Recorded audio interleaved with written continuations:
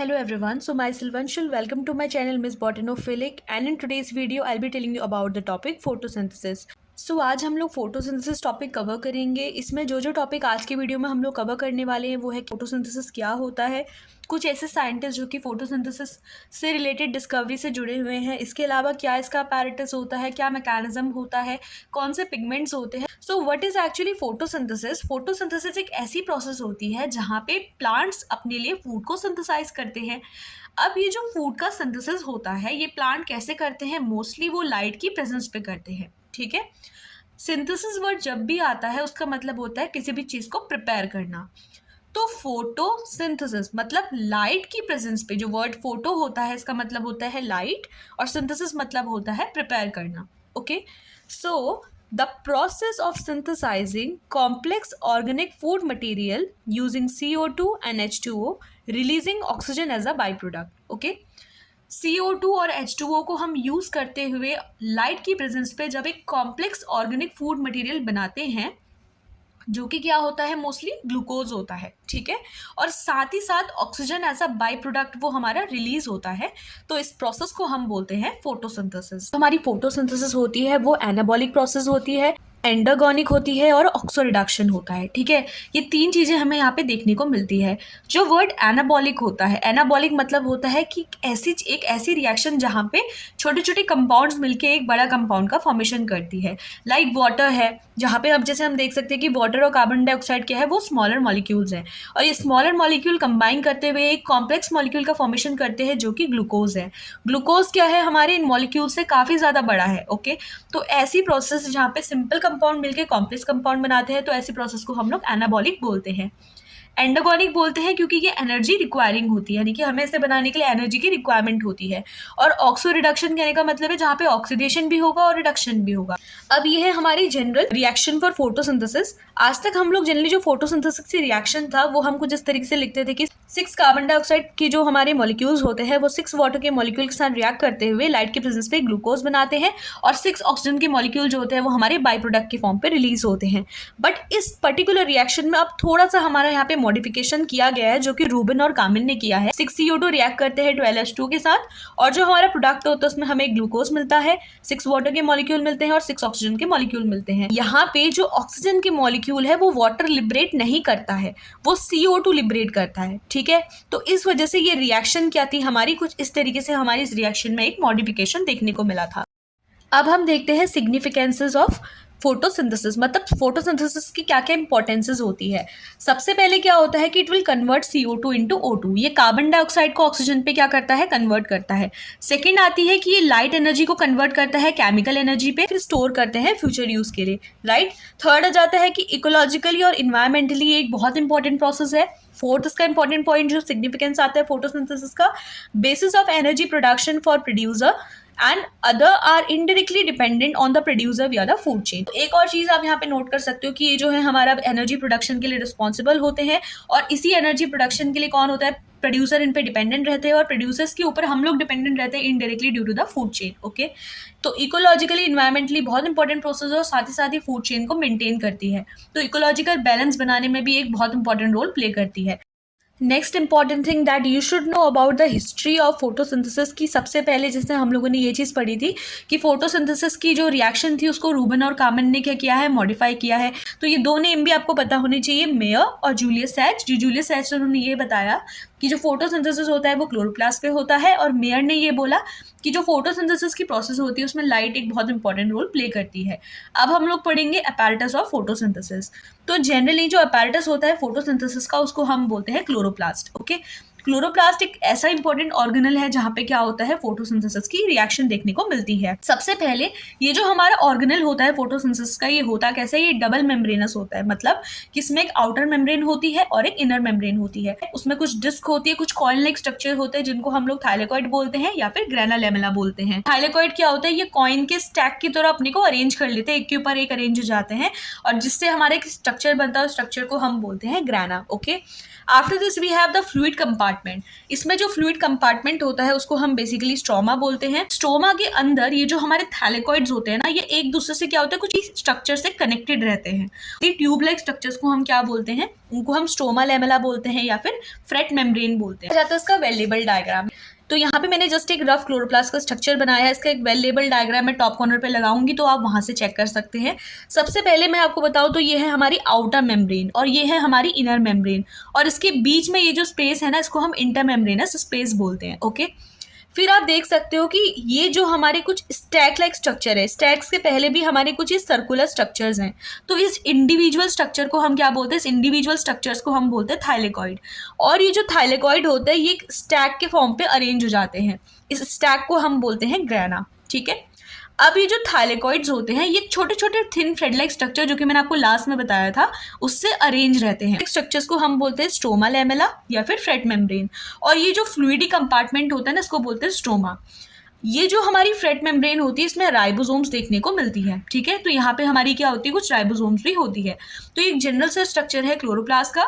Now let's talk about the mechanism photosynthesis. अगर आप mechanism एक बार समझ जाते हो तो ये आपके लिए बहुत एक अच्छा, आपके लिए बहुत इंटरेस्टिंग सा टॉपिक बनता है फोटोसिंथेसिस का। लेकिन अगर आप मैकेनिज्म ही नहीं समझ पाते तो आपके लिए सब चीज़ें कॉम्प्लेक्स होने लगती हैं। तो जो बेसिक होता है फोटोसिंथेसिस का वो होता है उसका एक शॉर्ट मैकेनिज्म, कैसे फोटोसिंथेसिस हमारा प्लांट्स में देखने को मिलता है। जो क्लोरोप्लास्ट होता है ना हमारा, इसमें बहुत सारे पार्ट्स होते हैं। इसमें से सबसे ज़्यादा इंपॉर्टेंस हम देते हैं थाइलेकॉइड और स्ट्रोमा को।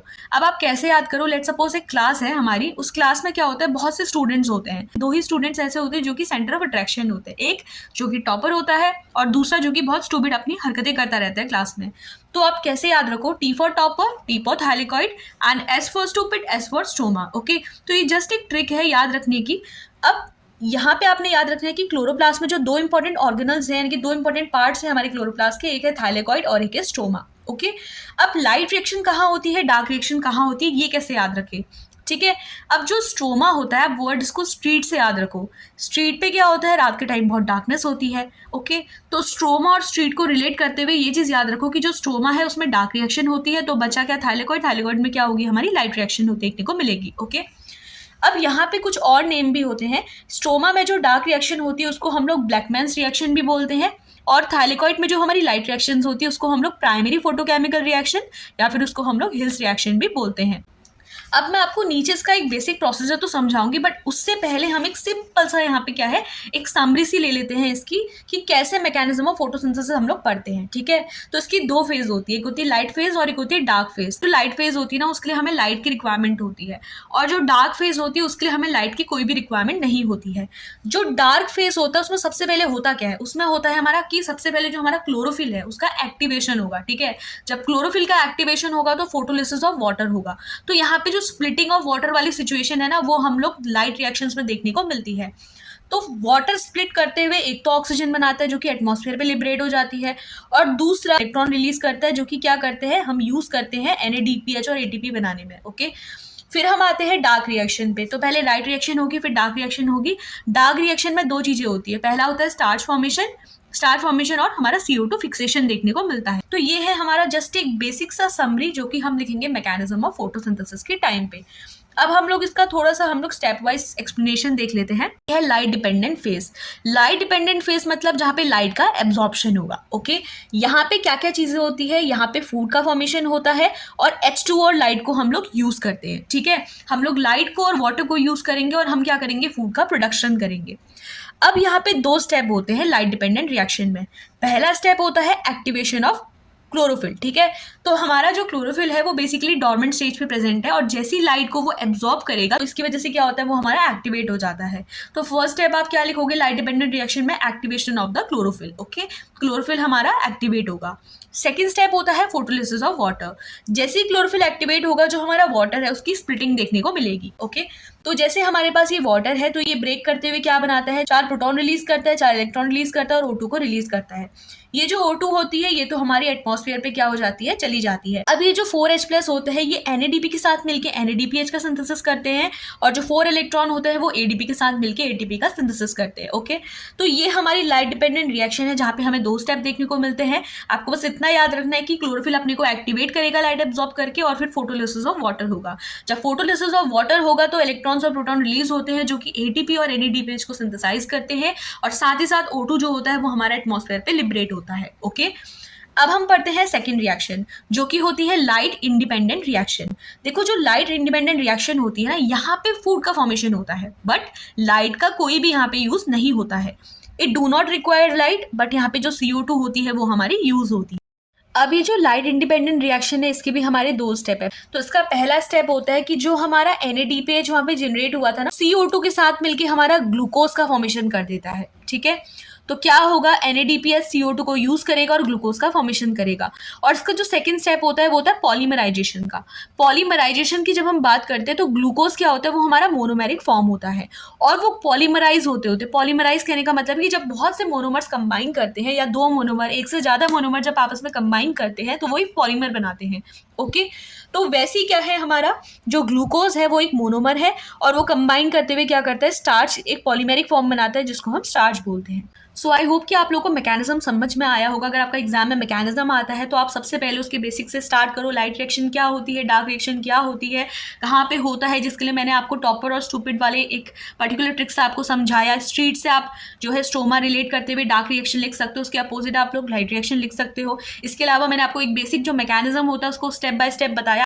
तो यही आता है मैकेनिज्म ऑफ फोटोसिंथेसिस के अंदर। अब हम लोग कवर करेंगे फोटोसिंथेसिस के पिगमेंट्स के बारे में। ओके, तो देखो, जब फोटोसिंथेसिस के बारे में आता है तो हम बोलते हैं कि प्लांट्स में क्या है, क्लोरोफिल प्रेजेंट रहता है, बट क्लोरोफिल के अलावा भी हमारे कुछ एसेसरी पिगमेंट्स होते हैं। तो जनरली जब हम फोटोसिंथेटिक पिगमेंट बोलते हैं तो यहाँ पे हम सिर्फ नेसेसरी पिगमेंट क्लोरोफिल A और B के बारे में पढ़ते हैं। इसके अलावा जो क्लोरोफिल C, D, E होते हैं ना, और बैक्टीरियो क्लोरोफिल होते हैं, वो प्लांट्स में नहीं होते हैं, वो सिर्फ हमारे किस पे होते हैं, वो एल्गीज पे देखने को मिलते हैं। ओके, तो यहाँ पे जो सबसे इंपॉर्टेंट होता है, सबसे ज्यादा इंपॉर्टेंट क्लोरोफिल का फॉर्म वो होता है क्लोरोफिल A और क्लोरोफिल B। ओके, इनमें से भी जो सबसे इंपॉर्टेंट होता है वो क्लोरोफिल A होता है क्योंकि वो यूनिवर्सल होता है और प्लांट्स में उसका 100% हमारा प्रेजेंस देखने को मिलता है। ओके, अब जनरली सबसे पहले जब हम फोटोसिंथेसिस पिगमेंट के बारे में बोलेंगे तो pigment that are mostly involve in playing a role during the process of photosynthesis, they are called as a photosynthetic pigment. Okay, अभी जो फोटोसिंथेटिक पिगमेंट्स होते हैं ये हमारे 2 टाइप के होते हैं। एक होता है नेसेसरी और एक होता है एसेसरी। नेसेसरी होता है that are required during the process of photosynthesis और एसेसरी होता है that are not required during the process of photosynthesis. तो सबसे पहला पिगमेंट हम लोग क्लोरोफिल पढ़ते हैं। क्लोरोफिल क्या होता है, सबसे पहले primary and the most important photosynthetic pigment. Tadpole की तरह इसका स्ट्रक्चर होता है, tadpole like structure. Contain 2 part, 2 part देखने को मिलता है, एक हेड पार्ट होता है, एक टेल पार्ट होता है। जो हेड पार्ट होता है 4 पोरफायरिन रिंग देखने को मिलती है और जो टेल होता है उसमें फाइटोल टेल देखने को मिलती है। जो हेड होता है उसके सेंटर पे मैग्नीशियम प्रेजेंट रहता है। तो एक बेसिक सा स्ट्रक्चर है क्लोरोफिल का, जहां आप देख सकते हो कि 4 हमारी क्या है, यहाँ पे 4 पोरफायरिन रिंग्स है, 1 2 3 4। ये हमारा जो है फाइटोल का टेल है, ये हमारा मैग्नीशियम सेंटर पे है। तो जस्ट एक सिंपल सा स्ट्रक्चर है क्लोरोफिल का। पढ़ेंगे क्लोरोफिल के टाइप्स के बारे में। तो सबसे पहला जो टाइप है वो है हमारा क्लोरोफिल ए। ओके, जो क्लोरोफिल ए होता है इसमें 3rd कार्बन पे क्या होता है, मिथाइल ग्रुप देखने को मिलता है। सो इट है methyl group at the 3rd carbon. ये बेसिकली हमारा यूनिवर्सल होता है, सभी ग्रीन प्लांट्स पे देखने को मिलता है और जितने भी फोटोसिंथेटिक ऑर्गेनिजम्स होता है सब में ये हमारा प्रेजेंट रहता है। इसके अलावा it play central role as it absorb the light and act as a primary electron acceptor in the ETC। जो इलेक्ट्रॉन ट्रांसपोर्ट हमारा चेन होता है इसको भी मैं आगे जाके एक्सप्लेन करूंगी। ओके, तो हमारा जो ETC होता है इसमें ये प्राइमरी इलेक्ट्रॉन एक्सेप्टर की तरह एक्ट करता है और सेंट्रल रोल प्ले करता है फोटोसिंथेसिस की प्रोसेस पे। जनरली क्या होता है, ये ब्लूइश ग्रीन एल्गी और यूनिवर्सल यानी कि सभी प्लांट्स पे जो होता है, जितने भी फोटोसिंथेटिक ऑर्गेनिजम्स होते हैं उसमें हमारा क्लोरोफिल ए देखने को मिलता है। नेक्स्ट आ जाता है क्लोरोफिल बी का फॉर्म। मतलब क्लोरोफिल ए का फर्स्ट फॉर्म हमने पढ़ा, अब हम पढ़ेंगे सेकंड फॉर्म जो कि है क्लोरोफिल बी। तो क्लोरोफिल बी बेसिकली हम लोग ग्रीन एल्गी का एग्जांपल लेके यहाँ पे एक्सप्लेन कर सकते हैं। यहाँ पे जो 3rd कार्बन होता है इधर पे हमारा एल्डिहाइडिक ग्रुप होता है, बट जो क्लोरोफिल ए था वहाँ पे हमारा क्या था, मिथाइल ग्रुप था। क्लोरोफिल बी में जो है हमारा 3rd कार्बन पे एल्डिहाइडिक ग्रुप देखने को मिलता है।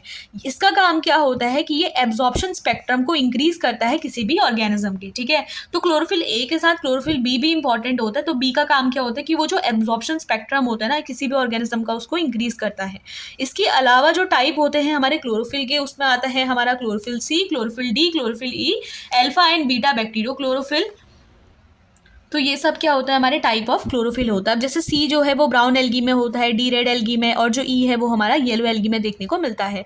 तो जस्ट ये कुछ एग्जाम्पल है, बट जो मोस्ट इंपॉर्टेंट है फोटोसिंथेसिस के पॉइंट ऑफ व्यू से वो है क्लोरोफिल ए और क्लोरोफिल बी। ओके, और दोनों में डिफरेंस क्या होता है कि क्लोरोफिल ए पे थर्ड कार्बन पे मिथाइल ग्रुप होता है, तो क्लोरोफिल बी पे जो थर्ड कार्बन होता है वहाँ पे हमारा एल्डिहाइड ग्रुप यानी कि CHO ग्रुप देखने को मिलता है। ओके, और ये जो क्लोरोफिल होता है ना, ये हमारा फैट सोल्यूबल पिगमेंट होता है।